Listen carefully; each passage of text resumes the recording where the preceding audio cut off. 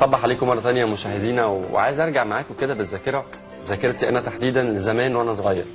كان يمكن في اي مناسبة، اي حفلة، اي عيد ميلاد، كنا دايما حاجة محببة تقريبا لكل الاطفال، ومش بس الاطفال كمان الكبار، فقرة السحر، العالم الغريب اللي ما بنحاولش دايما او ما بنقدرش ان احنا نكشف كل اسراره. الموضوع تطور قوي مع الزمن ومع الوقت ومع دخول التكنولوجيا، بقى في عروض على مستوى العالم كله في موضوع السحر. مش بس كده، بقى في كمان دورات تدريبيه. احنا هنحاول نقرب شويه النهارده من موضوع السحر ده، واسمحوا لي ارحب بضيفنا في استوديو. هيكون اول ضيفنا النهارده صباح الخير الساحر هاني لطفي. هاني صباح اهلا بيك. الخير. صباح الخير. الساحر هاني لطفي، امتى بدأت علاقتك بالألعاب السحرية؟ والله حضرتك من زمان، يعني من ايام الطفوله، المرحله الابتدائيه الاعداديه، كنت حابب اتفرج على سحر في التلفزيون، اشوف بيعمل ايه. كان نفسي ابقى زيه، اوصل له. يعني هو الحمد لله. الموضوع اي حد حابب موضوع السحر ممكن يتعلم يبقى ساحر، ولا الموضوع فيه موهبه، فيه بيقولوا خفه يد، فيه يعني محتاج مواصفات خاصه، ولا ممكن اي حد ممكن بالتدريب يبقى ساحر كويس؟ هو عامه اي حد ممكن لو اتدرب يبقى ساحر، بس ممكن ما يبقاش ساحر كويس الا لو كان عنده موهبه كويسه. تعرف عن السحر او الفكرة اللي خدناها واحنا اطفال انه ده شخص عنده قدرات خارقة، انه يعمل حاجات محدش يقدر يعملها الا هو. اكيد. قول لنا الحقيقة بقى، لما كبرنا المفروض نعرف حقيقة مختلفة عن حقيقة الطفولة. الساحر هو مين؟ هو الشخص اللي يقدر يعمل ايه؟ هو بكل بساطه القادر على يعني ادخال البهجه في نفوس الاطفال والمشاهدين جميعا، يعني ده السحر. طيب تعالى نبتدي كده نشوف حاجه من الحاجات اللي انت بتعملها، ونحاول انا وريم ومعانا كل اللي بيتابعونا صاحيين بدري النهارده وبيشوفوا معانا يكشفوا السر كده، يعني فرجنا على حاجه. يعني نحاول كده مثلا نكشف كام سر اللعبه. يا ريت. ممكن، مفيش مشكله. يلا.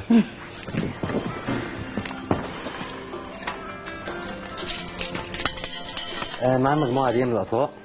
مبدئيا انا مش هعرفها. يعني مبدئيا هنحلها مع بعض يعني. كده طوق 2 3 4 5 6 7 8. معانا 8 اطواق. غريبه شويه، مفيش طوق بيعدي جوه طوق او الطوق بيفوت في قلب طوق، بس بالكلام السحري ممكن الطوقين دول يتعدوا مع بعض. طب يا ترى ايه هو الكلام السحري؟ هنقوله شكلاي مكلاي، هوكس بوكس مالوكس. نحاول نشبكهم كده مع بعض، اسمعوا الكلام. فعلا اتشبكوا. بنلف لفه برضه، نقول شكلاي مكلاي، هوكس بوكس، سمعوا الكلام والفتح. هو سهلة طبعا جدا. لا الموضوع فيه شكلاي مكلاي ولا هوكس بوكس طبعا يعني. هنقول لك. بنحاول برضه نجمع الاطواق كلها مع بعضيها بالطريقه الفنيه.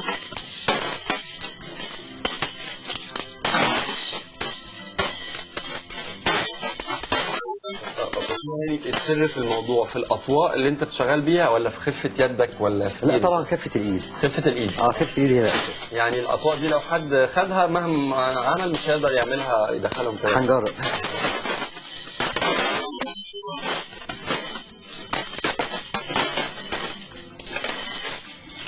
حاول تحرك حلو. ولو قلت لهم شكلاي مكلاي هيفكوا من بعض. طب ما في دورة مفيش تدريبية؟ اي حاجه في فيها. دورة. اشهر البلاد. لا ما تتعبش نفسك والله، ما تتعب نفسك. ده لازم. طيب قول لي، في بلاد مشهورة بانها تدرب السحرة اكتر من الثانية؟ اتفضل ارتاح. اتفضل. طب نكمل نفك مع حضرتك. مش راضيين يفكوا. انا لو تديني مهلة 3-4 معايا. سنين يعني ممكن. طب قول لي يعني ممكن انا اللي افكهم؟ لا صعب. بس خليك قاعد، خليك قاعد يعني. عشان الناس تبقى شايفه الموضوع. اتفضل. اتفضل. قول لي بقى تفكهم ازاي؟ ارتاح. طب افكهم. هو المفروض بنلف الشمال على اليمين بكل بساطه.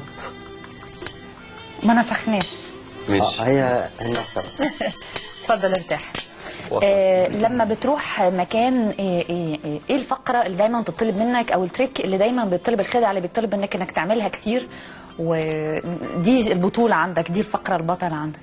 هي صراحه لعبه الامواس. الامواس؟ باكل دي حاجات لا، ما هي حاجات ما ينفعش نقولها الصبح والصغيرين صاحيين ما ينفعش عشان هم بيقلدوا. طيب عامه انت بتعمل الحاجات دي للاطفال اساسا؟ يعني ممكن طفل يتفرج على فقره؟ بس طبعا بقول الاول طبعا اللعبه دي خطيره، وطبعا ما تعملوش كده، لان ساحر هو اللي بيعمل كده بس. طيب في كل العالم يمكن الناس اللي بتخش دايما على النت وتشوف اليوتيوب وتنزل البيتا كافيه والحاجات دي بيشوفوا عروض للسحر غريبه الشكل وعجيبه، يعني الموضوع بيتطور قوي في العالم. عندنا انا حاسس ان الموضوع هو محدش بيعمل حاجه جديده، محدش بيعمل اضافه تمام، جديده. صح. اغلب السحرة اللي موجودين او بنشوفهم في كل حفلات اعياد الميلاد والحاجات دي بيقدموا نفس الفقرات. ليه ما فيش تطور في الموضوع عندنا؟ هقول لحضرتك، هو الحمد لله الشكر لله انا الوحيد بحاول اطور من نفسي. برضو بخش على النت، ساعات على الانترنت برضو بحاول اجيب الالعاب الجديده وابتكر، وحاليا بصنع العابي بنفسي، يعني اي تريك انا بصنعه بنفسي. فالحمد لله. بس برضو المشكله هنا ان مفيش تطور. طيب ارجع برضو واسالك، بما ان انت قلت ان انا بطور، ايه الفقره اللي انت عملتها وغير الامواس ايه اللي عملتها وشايف ان هي دي هاني؟ في لعبه اسمها العواشق معايا موجوده، اسمها البوم بوم. وفي برضو لعبه يعني الحمد لله مش مع ساحر مصري، يعني مش موجوده مع ساحر مصري. اللعبه دي اصلا مغربيه، اللي ابتكرها مغربي. دي من الالعاب اللي انت محضرها لنا دلوقتي؟ طب يا ريت، احنا جاهزين. اوكي. اسمها ايه اللعبه؟ اسمها البوم بوم. اوكي، مع البوم بوم والساحر هاني لطفي. دي من ابتكارك صح؟ ايوه. بس لا، ما هو قال مش دي اللي اصلها مغربي او لا دي اصلا مغربي، بس انا اول واحد اصنعها بنفسي. اوكي. انت بتعتمد على تصنيع الحاجات دي بشكل شخصي؟ انت اللي بتعمل كل حاجه ولا في مصدر ممكن يكون لكل لا هو في مصدر، بس طبعا المصدر ده بعيد شويه. امريكا طبعا صعب الواحد يوصل لها بسهوله. حضرتك بقى اللعبه دي عباره عن عصايه فيها 4 كور. غريبه شويه اللعبه ان كل الكور مرتبطه ببعض، يعني مثلا نشد الحمراء البيضه هتطلع، لو شدينا البيضه الحمراء تطلع. طب نشد الصفراء هنلاقيها ماشيه مع البيضه. الاثنين دول لوحدهم ماشيين مع بعضهم. طب نشد برضو الحمراء البيضة تطلع، والسمراء ماشية مع الحمراء. حد عارف سرها؟ سرها سهل جدا. ايه يا ترى؟ تشد دي تجري دي، ونشد دي تجري دي. هي موضوع في الخيط نفسه فين؟ اللي رابط بعض جوه تركيبة الخيط. هنشد ديت مع بعضيها، بنفتح هنا مفيش اي خيط. طب ازاي لما بتشد دي بتطلع؟ اولا كانت خدعه لطيفه جدا بصراحه وما عرفناهاش. الدراسه كانت ايه؟ الدراسه العلميه بكالوريوس علوم وتربيه. وابتدت الموضوع ده، ايدك ابتدت مع الالعاب السحريه والخدع امتى؟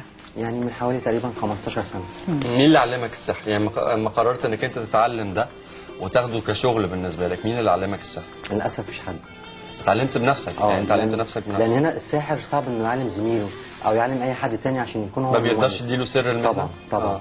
فانا الحمد لله اجتهدت وحاولت بنفسي وحاولت ابحث عن النت واطور من نفسي، اشوف مثلا الساحر ده بيعمل ايه واحاول اقلده. طب قول لي محتاج ايه عشان يعني السحرة اللي موجودين عندنا في مصر يطوروا من نفسهم ويبقوا زي الحاجات اللي بره؟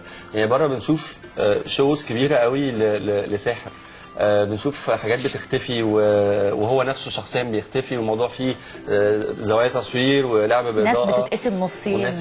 احنا محتاجين ايه عشان نطور من الحاجات اللي عندنا؟ امكانيات ماديه، بس مش ماديه طبعا. عايزين مسارح مجهزه. طبعا. وايه كمان؟ وعايزين ناس مدربه. لا الناس المدربه طبعا هتتدرب بره، بس اللي ينقصنا هنا فعلا الماده.